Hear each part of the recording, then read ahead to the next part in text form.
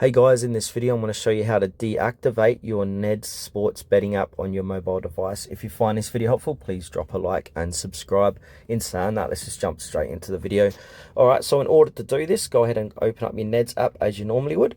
You'll be brought to the home page here of Neds, and then from here you want to click onto More, located bottom right hand corner of the page, and then you want to click onto your username, so tutorial is here. And then under your username profile picture, they got an option that says settings. Tap into that.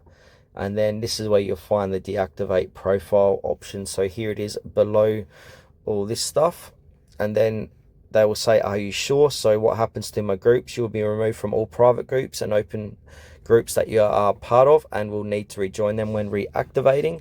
What happens to pots and balances? You will be removed from all pots and paid out your share of any remaining balances, as well as receiving any winnings from any pending bets upon resulting. And deactivating your profile is temporary. So while deactivate, you can also lose access to group features. You can reactivate your profile anytime. So go ahead and click on deactivate profile, and that will go ahead and do that for you. I'm not going to deactivate it because I want to keep my profile